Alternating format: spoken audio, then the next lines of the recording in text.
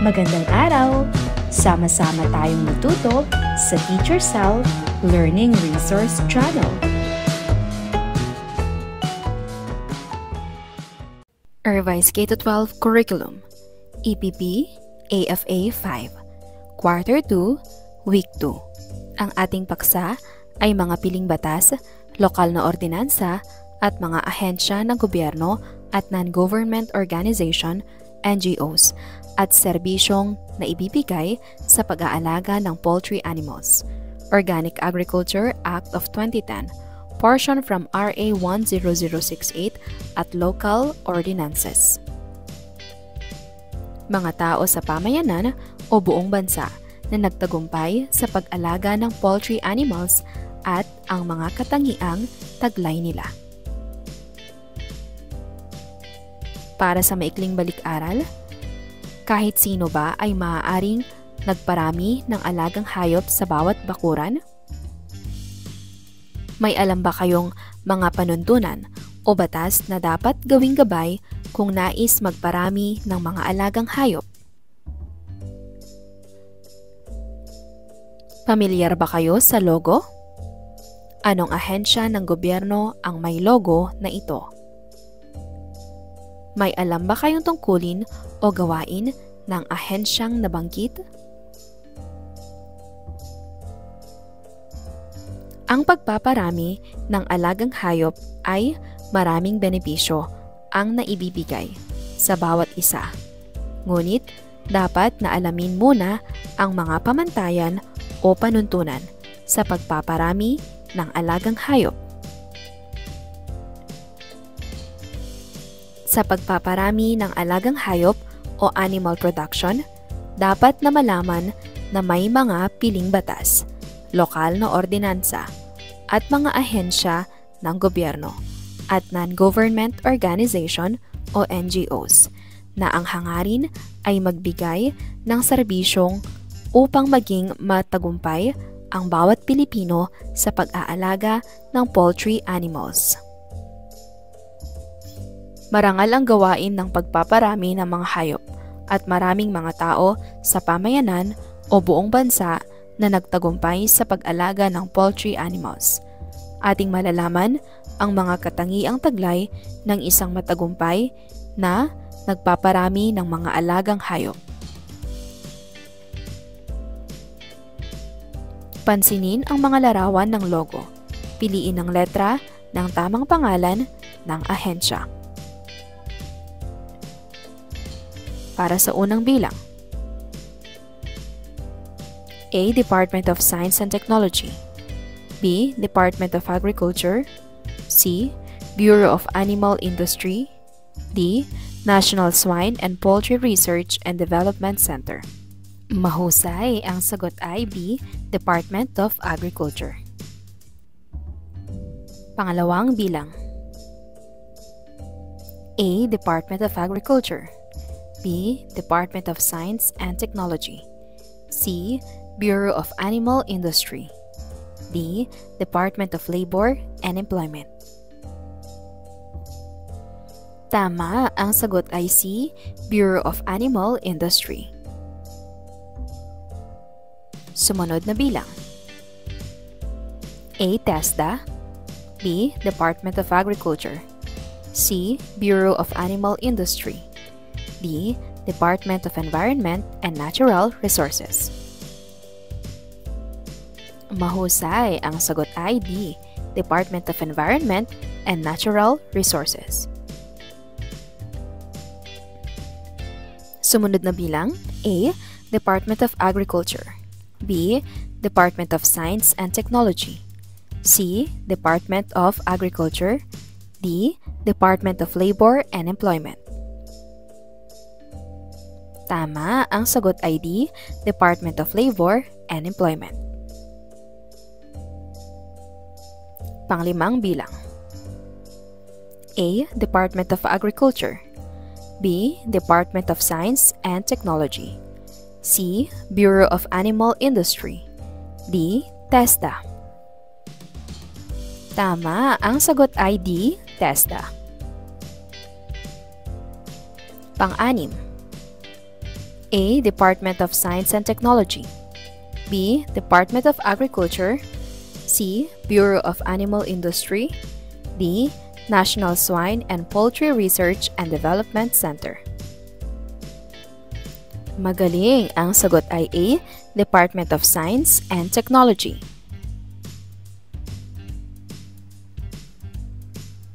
Upang magkaroon ng masusing pang-unawa sa pag-aaral ng paksa, ang mga sumusunod na mga salita ay ating bigyang pansin. Pagtapatin ang mga salita sa hanay A sa kanilang mga kahulugan sa hanay B sa pamamagitan ng pagkonekta ng mga letra. Para sa hanay A, batas, local ordinance, ahensya ng gobyerno, non-government organization, veterinaryo. Sa hanay B, letter A, sila ang mga taong tumitingin at gumagamot sa mga hayop na may sakit o karamdaman. Tama, ang sagot ay veterinaryo. Pangalawa, ito ay mga makatarungan, prinsipyo na gumagabay sa kilos ng mga tao sa kanyang pakikisalamuha sa lipunan upang magkaroon ng kaayusan para sa lahat. Magaling, ang sagot ay batas. Sa letrang C, ito ang mga samahan ng mga pribadong kumpanya, grupo at pangkat ng mga tao na nagbibigay tulong sa mga nangangailangan. Mahusay, ang tawag dito ay non-government organization. Ito ang mga batas o alituntunin na ginawa at inilathala ng mga lokal na pamahalaan. Tama, ang sagot ay local ordinance. Sila ang grupo ng mga taong mula sa pambansang gobyerno na naatasan na magpatupad ng batas at magbibigay tulong sa mga nasasakupan nito. Tama, ang sagot ay ahensya o gobyerno. Binabayaran upang mapasimulan ang pagpaparami ng mga halagang ayop.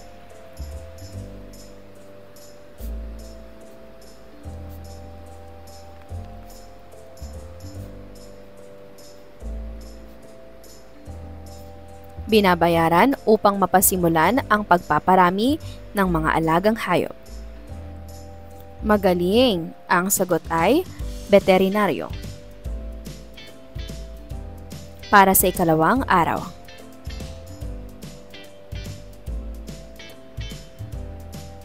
Ano ang kahulugan ng batas at ordinansa?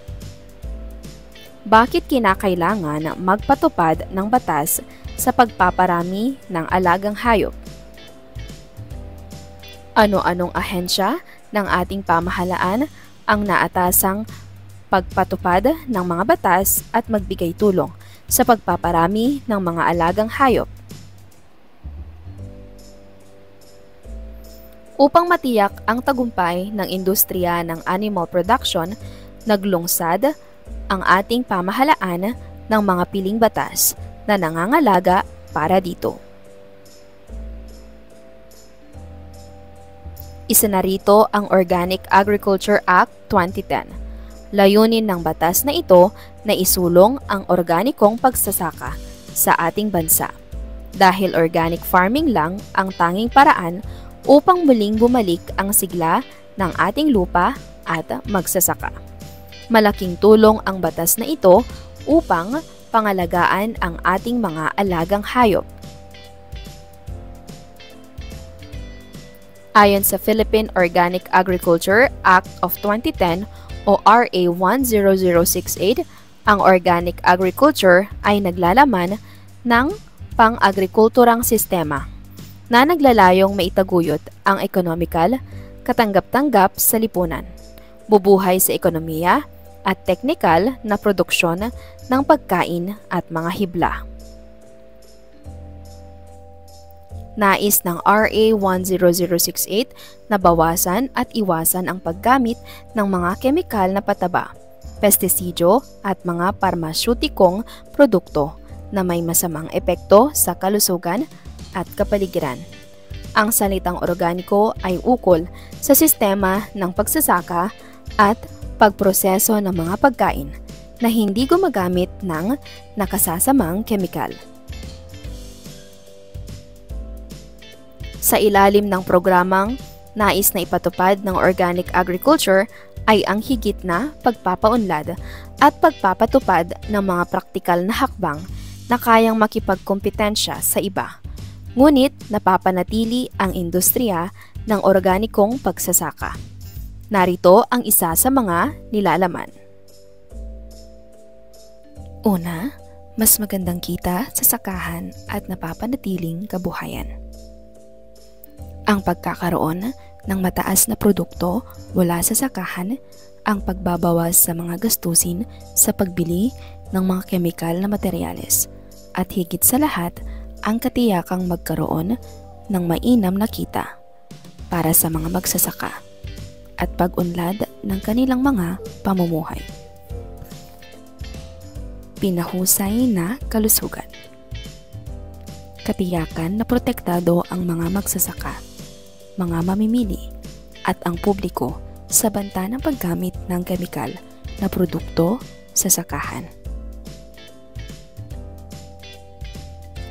Proteksyon ng kapaligiran. Ayon sa napakaraming pag-aaral, ang paggamit ng kaunti at sobrang kemikal na produkto sa mga pananim at halagang hayop ay maraming epekto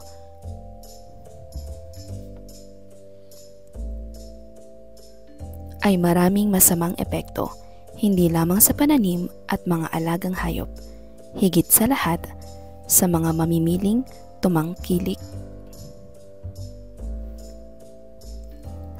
mamimiling tumatangkilik nito.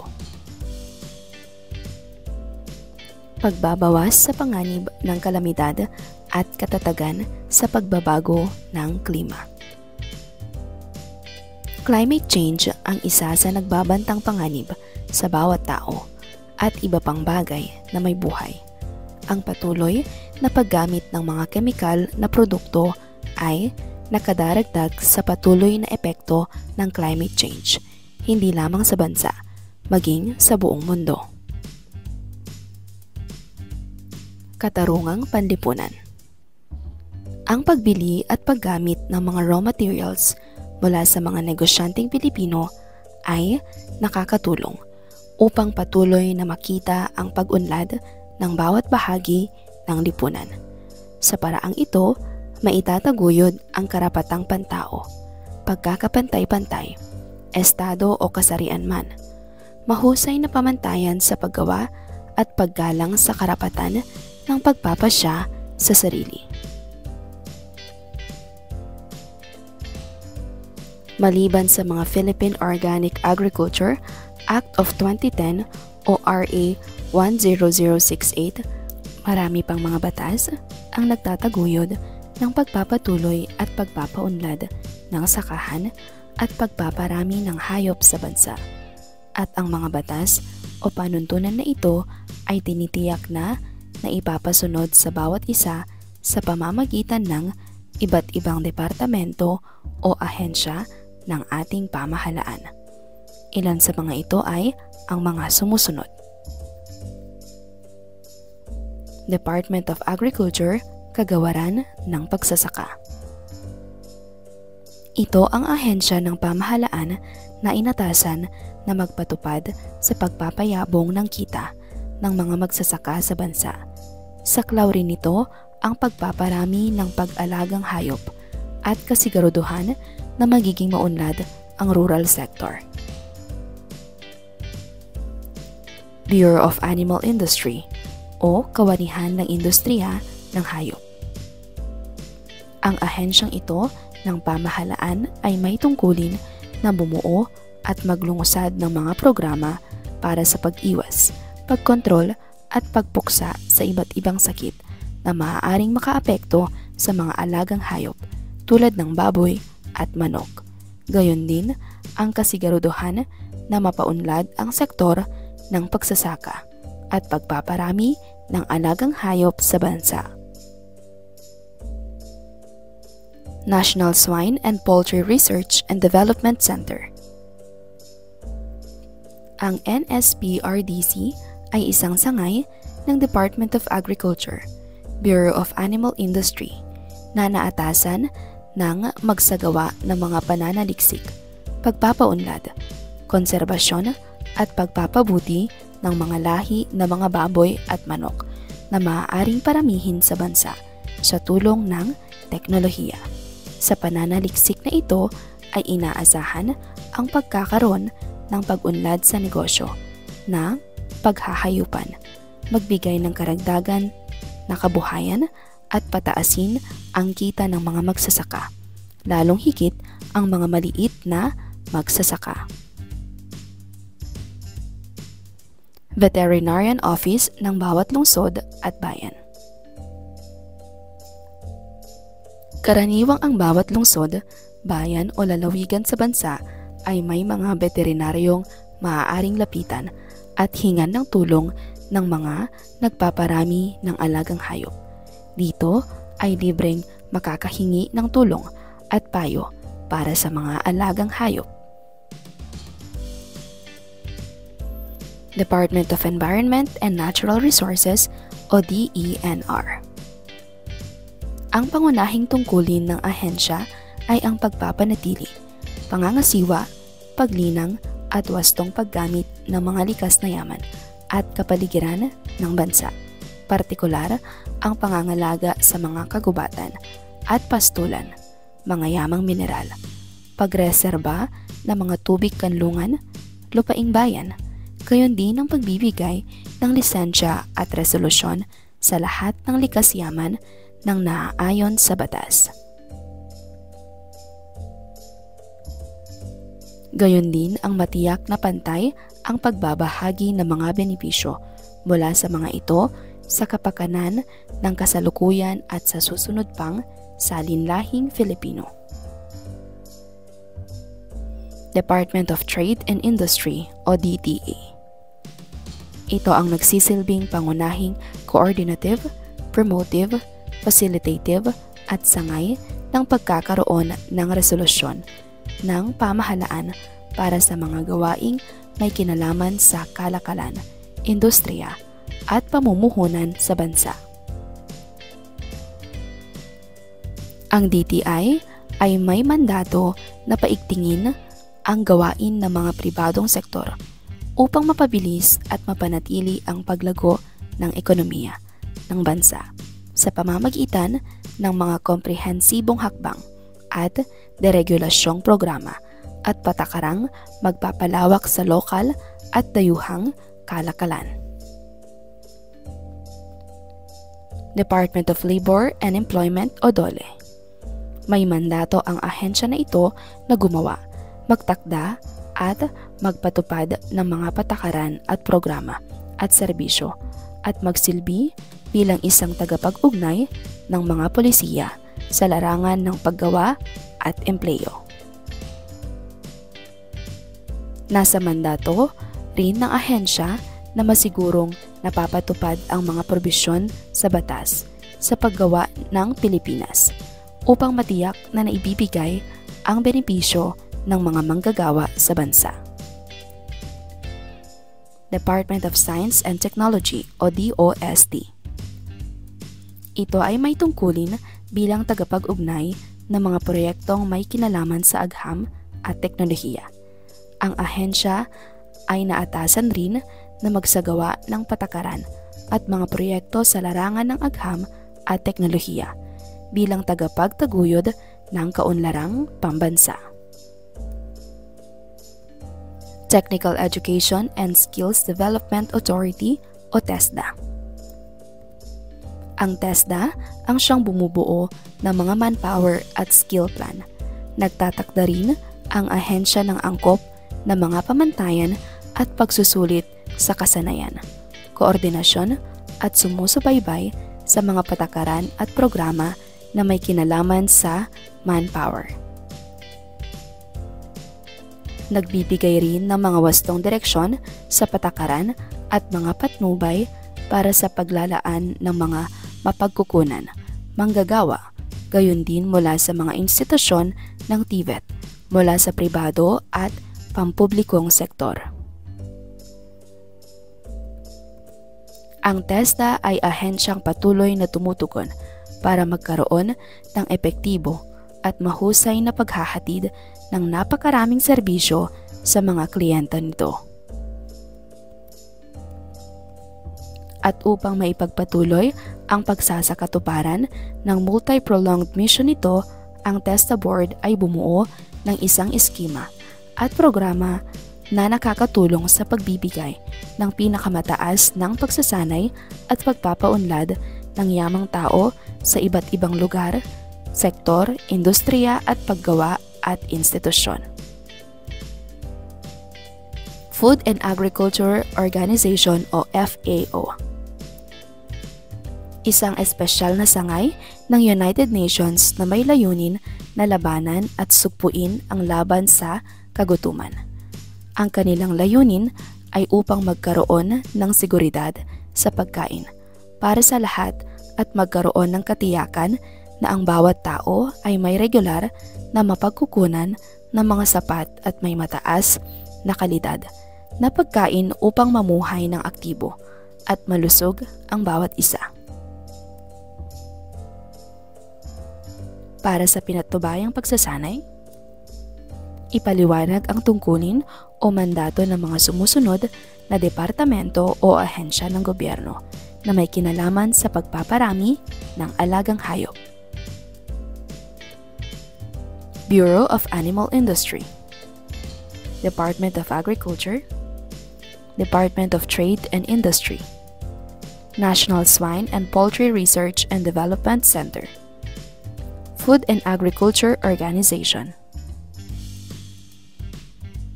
Narito ang maaaring maging kasagutan.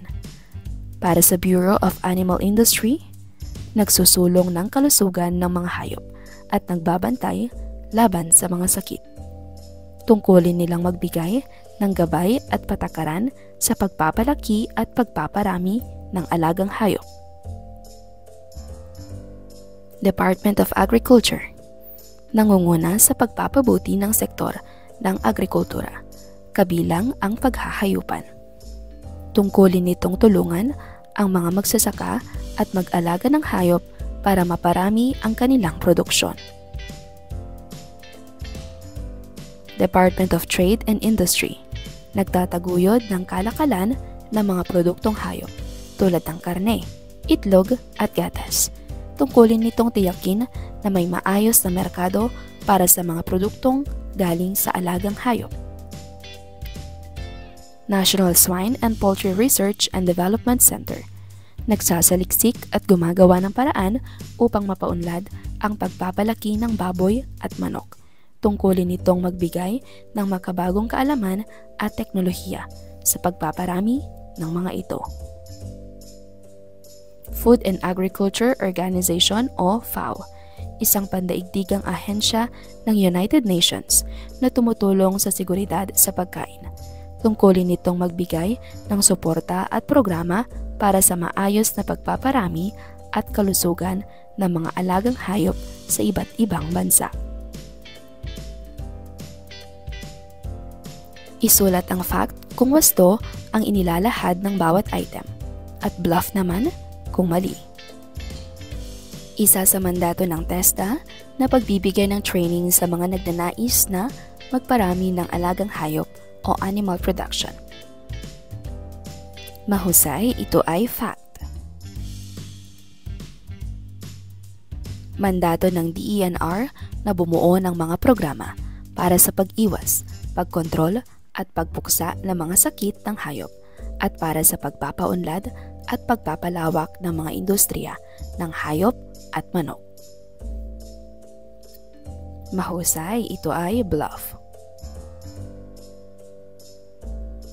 Ang DOLE ang nangangasiwa at nangangalaga sa mga kapakanan ng mga manggagawa tulad ng mga magsasaka at mga tagapag-alaga ng mga hayop. Tama, ito ay fact. Ang NSPRDC ay para sa konserbasyon, pagpapabuti at paggamit ng mapagkukunang genetic ng baboy at manok at bumuo ng teknolohiya sa pagsasaka ng baboy at manok. Tama, ito ay fact. Kaugnay na paksa bilang 2, nakikilala ang mga tao sa pamayanan, buong bansa na nagtagumpay sa pag-alaga ng poultry, animals at ang mga katangiang taglay nila. May kilala ba kayong mga tao na umunlad ang pamumuhay nang dahil sa pagpaparami ng mga alagang hayop?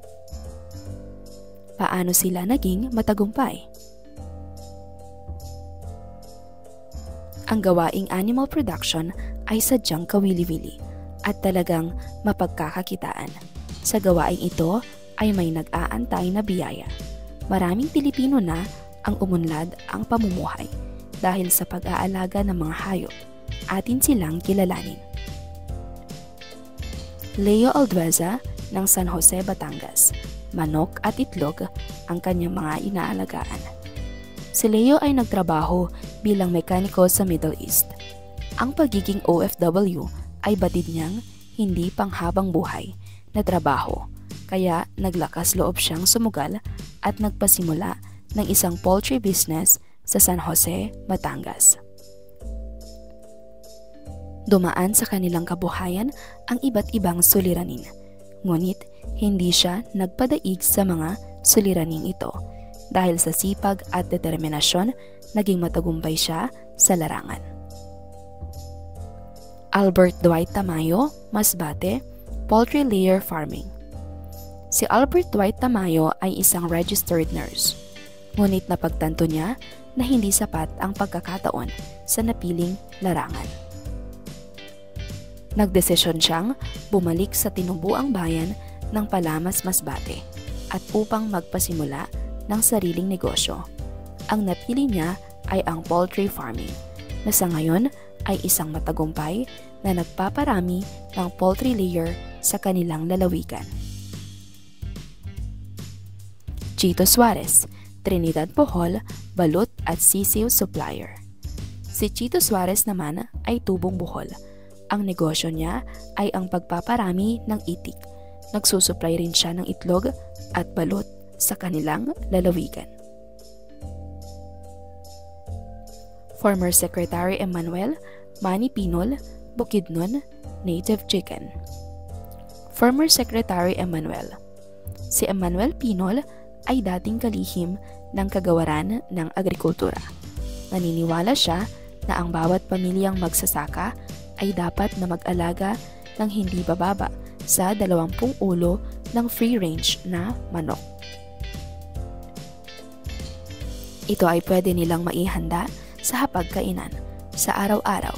Ang pag-aalaga ng manok sa likod bahay ay isa sa mga pinakamahusay na gawain sa pagsasaka dahil mabilis itong pagkakakitaan at mababa ang panganib na dulot nito sa kalikasan. Leo Sungkip, Davao City, Itik at Pato. Si Leo Sungkip ay nagpasimula at nagtagumpay sa pagpaparami ng itik at pato sa lalawigan ng Davao. Dahil dito, siya rin ay nagsusupply ng balut sa kanilang lalawigan at gayon din sa mga karatig lalawigan. Pagtambalin ang mga kilalang nagpaparami ng hayop sa bansa at ang kanilang mga sinimulang alagang hayop. Isulat ang letra ng tamang sagot.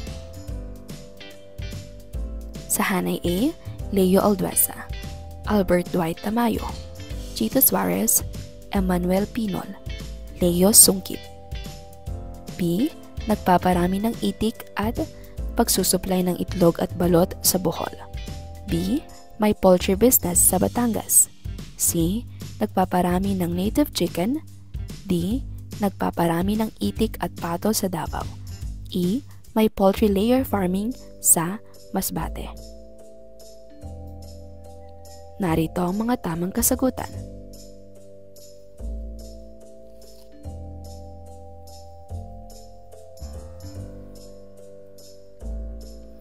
Kilalanin ang tinutukoy sa sumusunod na bilang. Ilagay ang iyong sagot sa patlang.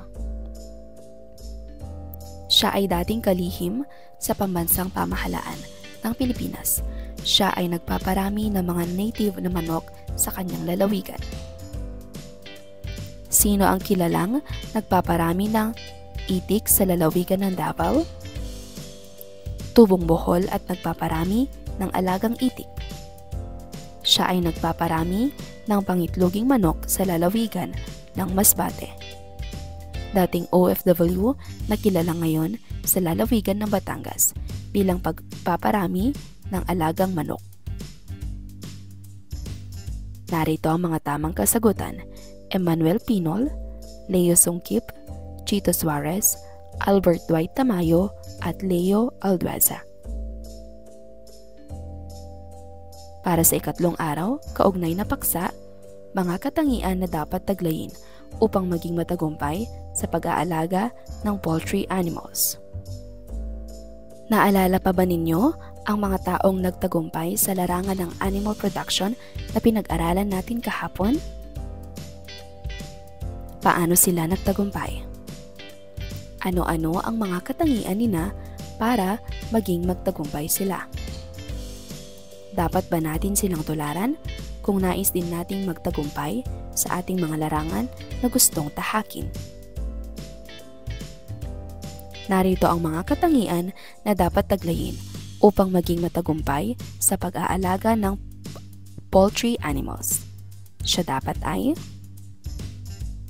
malakas ang loob, katangian na nagpapakita na hindi natatakot na sumubok ng bagong gawain tulad ng pagpaparami ng alagang hayop.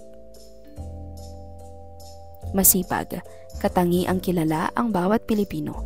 Ang pagiging masipag, ito ang katangian na nagpapakita ng masusing paggawa ng iba't ibang gawain na kaakibat ng pag-aalaga ng mga hayop tulad ng pagpapakain, paglilinis ng kulungan at marami pang iba. Matapat, dapat itong taglayin ng isang taong nagnanais na magtagumpay sa pagpaparami ng alagang hayop. Dapat maging matapat sa pakikipag-usap sa mga taong magiging katuwang sa paghahayupan, tulad ng mga taong maaaring bumili ng iyong mga produkto. Masigasig, ang mga gawain sa animal production ay hindi gawaing biro, kaya dapat kung ikaw ay nagbabalak na magparami ng hayop, dapat handa ang iyong sarili sa mga gawain at responsibilidad na kaakibat nito.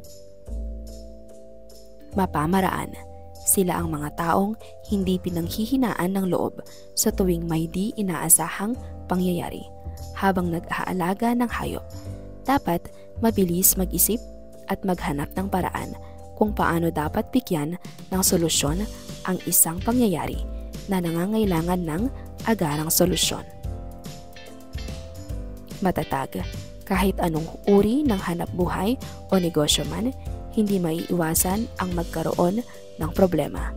Maliit o malaking problema man, ay dapat handa ang iyong sarili na maging matatag.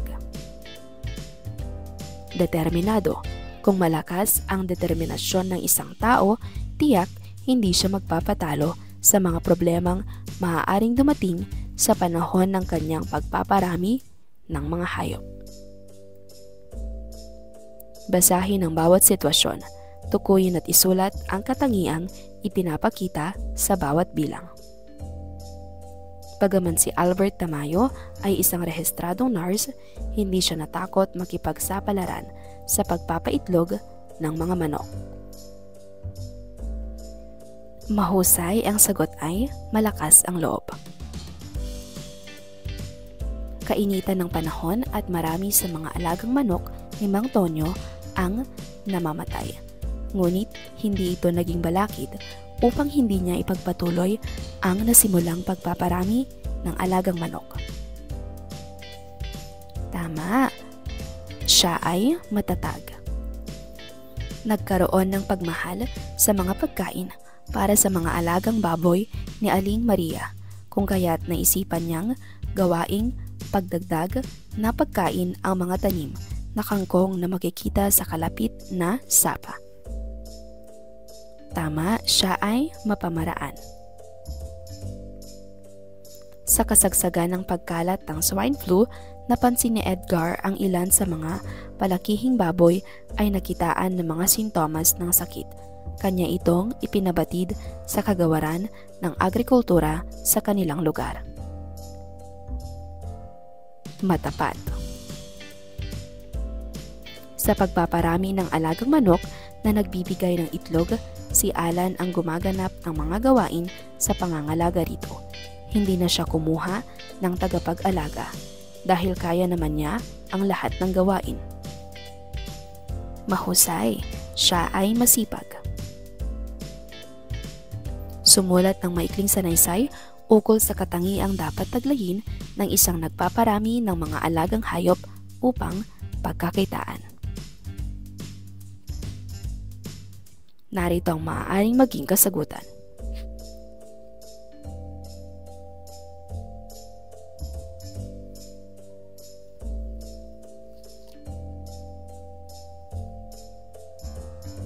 Para sa ika-4 na araw.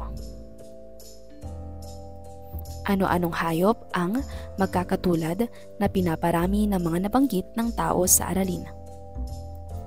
Anong paraan ng pangangalaga ang inyong natalakay sa pagiging matagumpay ng bawat isa? May mabuting maidudulot ba ang gawaing pagpaparami ng alagang hayop sa ating bakuran? Ano-ano ang mga ito? Paano makakatulong ang pagkakaroon ng kaalaman sa animal production upang magkaroon ng disenteng hanap buhay ang bawat Pilipino at nang mapaunlad ang kalagayang pang-ekonomiya ng bansa? Kompletuhin ang mga sumusunod. Isulat ang iyong pagninilay sa EPP notebook. Ang aking natutunan ngayon ay patlang. Pagkatapos ng aralin, napagtanto ko na patlang. Bilang mag-aaral, gagamitin ang aking napag-aralan sa pamamagitan ng patlang. Para sa inyong pagsusulit, basahin ang mga sumusunod na pangungusap. Isulat sa patlang ang letra ng tamang sagot. Nagkaroon ng kakulangan sa supply ng patuka para sa mga alagang manok ni Mang Nato. Para hindi magutom ang kanyang mga alagang manok, gumamit siya ng giniling na mais bilang patuka. Anong katangian ang ipinakita ni Mang Nato? A. Masigasig, B. Mapamaraan, C. Matapat, D. Malakas ang loob. Tama, ang sagot ay B. Mapamaraan. Anong uri ng hayop ang pinaparami ng dating kalihim na si Manny Pinol? A. Itik, B. Manok, C. Pato, D. Native na manok. Tama, ang sagot ay D. Native na manok. Ano ang layunin ng batas na tinatawag na RA 10068? A. Layunin na gabayan ang mga ahensya ng pamahalaan. B. Layunin na tugunan ang kakulangan sa supply ng produkto. C. Layunin na magsagawa ng organikong paraan ng pagpaparami ng mga halaman, gayon din ng mga pagpaparami ng mga alagang hayop. D. Layunin na tulungan ang mga magsasaka na maibenta ang mga aning hayop. Tama, ang sagot ay D. Layunin na tulungan ang mga magsasaka na maibenta ang mga aning hayop. Nagkaroon ng di maipaliwanag na karamdaman ang mga alagang baboy sa inyong komunidad. Alin sa mga sumusunod na ahensya ng pamahalaan ang dapat mong lapitan para hingan ng tulong? A. Food and Agriculture Organization, B. Technical Education and Skills Development Authority o TESDA, C. National Swine and Poultry Research and Development Center, D. Department of Labor and Employment. Tama, ang sagot ay C. Kung nagkaroon ng sakit ang iyong alagang mga hayop, Sino ang dapat mong lapitan? A. Mga nagtatrabaho sa mga ahensya ng DENR. B. Mga veterinaryo sa inyong lokal na pasilidad. C. Mga mamimili ng iyong mga ani. D. Ang pamahalaang lungsod. Tama, ang sagot ay B. Mga veterinaryo sa inyong lokal na pasilidad.